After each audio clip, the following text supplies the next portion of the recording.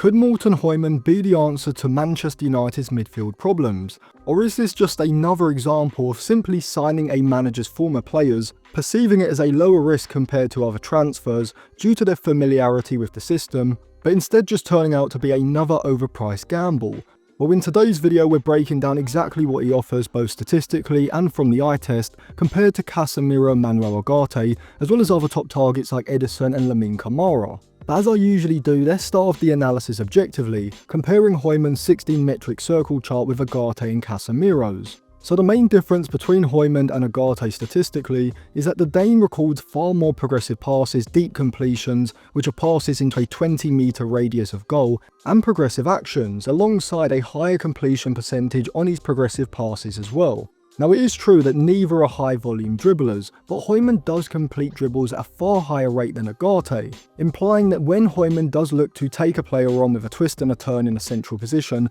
he's very rarely getting dispossessed, whereas this is a significant weakness in Ugarte's game. Now Ugarte's possessions and defensive duels won do highlight a front foot aggressive ball winner, while Hjulmand's higher defensive duel win percentage and interceptions adjusted for possession, compared with the rest of his defensive output, does suggest a more reactive ball winning style, less aggressive than Ugarte, but harder to bypass when he does commit to a defensive duel, and so from a defensive point of view being closer stylistically to Ederson, sitting deeper, reading the game and intercepting rather than pushing up aggressively and chasing the ball. But those of you who are familiar with Ruben Amorim's time at Sporting probably already know the stylistic differences between Ugarte and Hjulmand, but what about Hjulmand and Casemiro? Well, before I get into the statistical comparison between those two, as well as the eye test analysis of Hjulmand, if you do want to check out any cheap, good quality football jerseys, go over to jerseyfifa.co. They've got a variety of different current season and retro jerseys, including the new season Manchester United releases for the upcoming season. They sent me over this new season Manchester United shirt with Bruno Fernandes on the back, as well as this 2006-2007 white Manchester United away shirt with Ronaldo 7 on the back, alongside this Zidane Juventus shirt from the 90s as well. If you use code ATLANTIS at checkout, you'll get a 10% discount, so I'll leave it linked in the description and in the comments section below. So when comparing 16 metric circle charts, you can see that whilst Casemiro is ranking absurdly high for both his defensive output as well as his percentage completion rate, his weaknesses are very clearly his dribbling percentage and his progressive passing, both of which Hjulmand excels in, and I think this brief statistical analysis is also supported by the eye test, with both showing why Amorim replaced Ugarte at Sporting with Hjulmand initially, despite the stylistic differences, as well as why Amorim may feel that Hjulmand could solve one of United's biggest weaknesses in midfield. But before I elaborate on what that is, what sort of central midfielder is Hjulmand actually, and how good is he? Well, from the eye test, Hjulmand stylistically reminds me of someone like a Martin Zubimendi, only with less creativity in terms of vision, in-game intelligence, and disguised incisive passing technique, but he is superior physically and defensively in my opinion, being a bit more robust in his defensive duels, particularly on the recovery, where like Adam Walton, Hjulmand has the ability to go to ground and break up play with a crunching sliding tackle. But what problem would Hjulmand solve for Amorim's Manchester United? Well, in the build-up phase, both Casemiro and Ugarte struggle when receiving the ball with their back to goal under immediate pressure, often being far too flat-footed or clunky when looking to turn away from pressure, whereas Hjulmand is highly efficient when it comes to his ball circulation and retention, capable of knitting play together in deeper but also more advanced central areas with 1 and 2 touch bounce passes, whilst also being able to turn out of pressure and play forward. Now it is true that he doesn't have the same burst of acceleration as maybe a Kepran Thuram or an Ederson, which would allow him to drive forward into the space, and so instead his chosen avenue of ball progression is far more likely going to be a progressive pass instead. And so with Hjulmand's addition to United's midfield double pivot, this should improve our ability to play through the centre of pressure, which should specifically improve us in the build-up phase. In comparison to Casemiro and Ugarte, Hjulmand is not only a higher volume progressive passer, but also a more reliable progressive passer completion-wise, which we're able to see from this graph, plotting progressive actions against progressive passes adjusted for possession, where Hjulmand sits above the median for his progressive actions and about bang on the median line for his progressive passes, whereas Ugarte ranks below the median for both in the bottom left quadrant, with Casemiro actually sitting fairly close to Hjulmand. Now for progressive passes completed against progressive passes accuracy rate, Hjulmand again excels, above the median for both and actually sitting towards the front of the leading pack. Casemiro is also completing more progressive passes than the median, but falls below it for accuracy, with Ugarte trailing in both, once again below the median in the bottom left quadrant. If we directly compare Hjulmand and Casemiro's passing circle charts,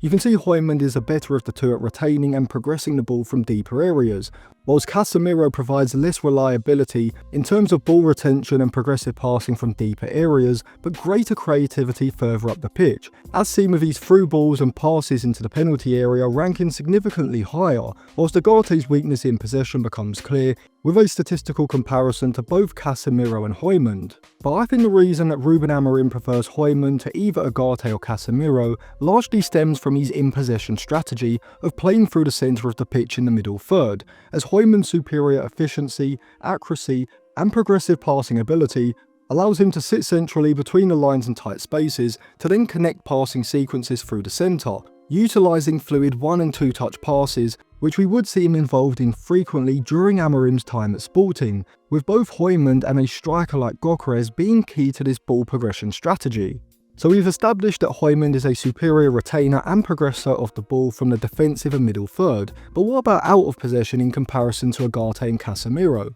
Well, both from the eye test as well as statistically, it's pretty evident that Hjulmand isn't going to be a front foot, counter-pressing weapon like either Casemiro or particularly Ugarte. This plot graph with defensive duels 1 percentage against defensive duels 1 volume shows that Casemiro is one of the best central midfielders in the world when it comes to defensive duels, sitting as an outlier recording a high volume and a high percentage. But this is where we can see the stylistic difference between Hjulmand and Ugarte, as well as Hjulmand being at Sporting in a possession-dominant side in the league he's playing in, is evidently going to record a lower amount of defensive duels won overall. Even factoring that in, you can see that Ugarte is an incredibly high-volume ball winner, but Hjulmand actually wins a higher percentage of these defensive duels, and we can also see the stylistic difference from the eye test. Whilst Ugarte is at his best playing a proactive ball-winning role, where he's given the licence to jump out of the midfield line and apply pressure higher up the pitch when an opposition player is receiving the ball, Hjulmand, like Ederson, is better suited to holding a deeper position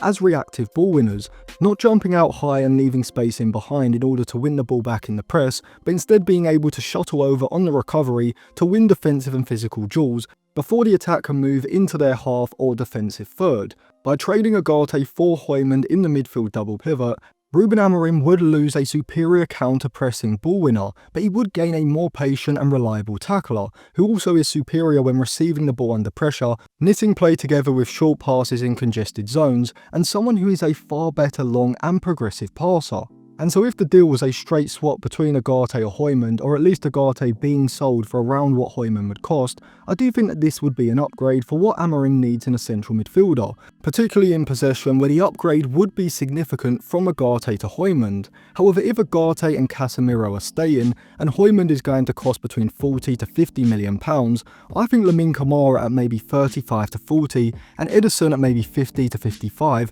would be far better options, and there are a few reasons why I say this. Firstly, whilst Hjulmand certainly excels as a ball winner with a higher defensive duel success rate than both Ederson and Camara, the eye test does show that Ederson and Camara are noticeably quicker over short and in particular longer distances, and I do think that this mobility advantage is going to be far more crucial in the Premier League than either in Serie A or the Portuguese Primeira Liga, especially when tracking runners in the transition. Their speed will allow them to cover ground faster than Hjulmand, a necessity against rapid counter-attacking sides like Liverpool and Newcastle. Secondly, all three players deliver a high volume of progressive passes, though Kamara's numbers lag behind Ederson and Hjulmand. However, Kamara stands out as an elite level chance creator, not just in comparison to Hjulmand, but also among top tier midfielders. This graph plotting expected assists against progressive actions per 90 shows that Kamara, despite being what you define as a deeper line playmaker or even a ball winner, actually matches Phil Foden and Martin Odegaard in terms of expected assists,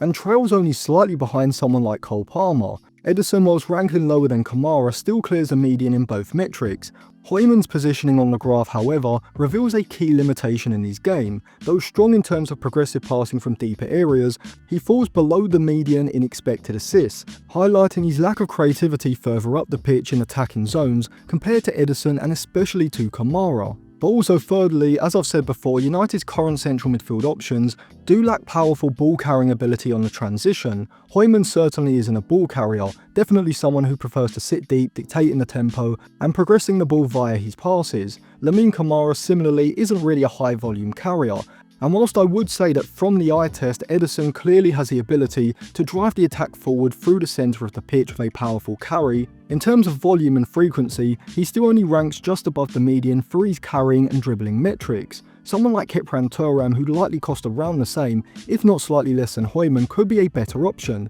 as he has the pace, power and physicality, combined with being a high volume ball carrier, to provide the individual ability to transition the attack quickly that United currently lack. Overall, I do think Hjulmand is a quality ball-winning midfielder, capable of playing as more of a reactive ball winner in a midfield double pivot, alongside a more proactive front foot presser like a Bruno Fernandes or particularly a Manuel Ugarte. But as United's sole central midfield signing this summer, I don't think he quite has the creativity in his passing, whether this is disguising incisive passes between the lines, or to turn and play out of pressure, or when it comes to creating higher up the pitch as someone like Lamine Camara is able to do. Nor does he have the pace and power of an Ederson or Thuram, which Camara does have, just without the ball carrying volume at this stage in his career. And so I don't think that Hjulmand is the right signing for United in central midfield, particularly because he'd likely cost around £40 to £50 million. He would be a significant upgrade in terms of his efficient ball circulation and progression from deep in the build-up phase